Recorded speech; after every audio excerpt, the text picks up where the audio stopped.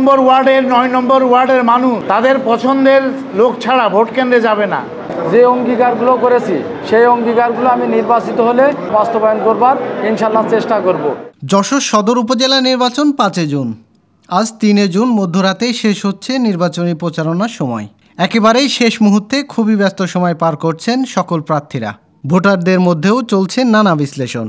শেষ মুহূর্তের প্রচারণার অংশ হিসাবে আজ বিকাল ৩টা পর্যন্ত ৩ জন চেয়ারম্যান প্রার্থী যশোরের সাংবাদিকদের সাথে মতবিনিময় করেছেন। প্রেসক্লাব যশোরের পৃথক এ আয়োজনে মতবিনিময়ে প্রার্থীরা তাদের ইশতেহার উপস্থাপনের পাশাপাশি ভোটের সার্বিক পরিস্থিতি নিয়ে নিজেদের মতামত জানান। শুরুতেই মতবিনিময় করেন হেলিকপ্টার প্রতীকের চেয়ারম্যান প্রার্থী আনম আরিফুল ইসলাম হীরা। যশোর সদর উপজেলার মানুষের কল্যাণে কাজ করার অঙ্গীকার নিয়ে তিনি ২৫টি ইশতেহার ঘোষণা করেন। এরপর মতবিনিময় করেন দোয়াত কলম প্রতীকের চেয়ারম্যান প্রার্থী আনোয়ার হোসেন বিপুল। মতবিনিময়কালে তিনি তার নির্বাচনী ইশতেহার উপস্থাপন করেন।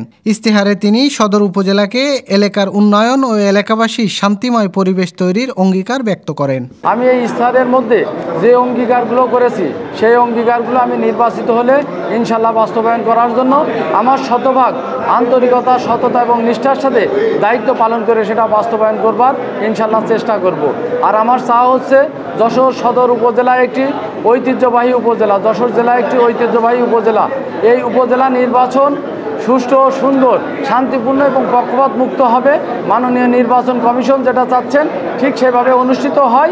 এদিকে সদর উপজেলার বেশ কয়েকটি নির্বাচনী এলাকা সুষ্ঠু পরিবেশ নিয়ে শঙ্কা প্রকাশ করেছেন আনারস প্রতীকের চেয়ারম্যান প্রার্থী মোস্তফা ফরিদ আহমেদ চৌধুরী। তিনি বলেন, যশোর পৌরসভার ১ নম্বর ও ৯ নম্বর ওয়ার্ড, বসুন্দিয়া ইউনিয়ন এবং নোয়াপাড়া ইউনিয়নের কিছু অংশে বাড়ি বাড়ি যেয়ে ভোটারদের হুমকি দিচ্ছে কয়েকজন প্রার্থীর সমর্থকরা। মোস্তফা ফরিদ বলেন, লিমিটেড কোম্পানি বা ৩ বলয় থেকে বের হতে চান তিনি।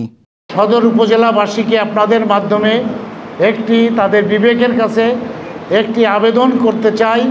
আমাকে যদি আপনাদের ভালো লাগে, আমার চলার পথ যদি আপনাদের পছন্দ হয়, আমার কথাগুলো যদি আপনাদের ভালো লাগে, আমি যদি আপনাদের বিবেচনায় উপযুক্ত হই, তাহলেই প্রথমে আবেদন করি আপনারা ভোট কেন্দ্রে যাবেন এটা অনুরোধ। সকল প্রার্থীদের সাথে তাদের কর্মী ও সমর্থকরা উপস্থিত ছিলেন। প্রার্থীরা সাংবাদিকদের বিভিন্ন প্রশ্নের উত্তর দেন। খায়রুজ্জামান আকাশ, গ্রামের কাগজ।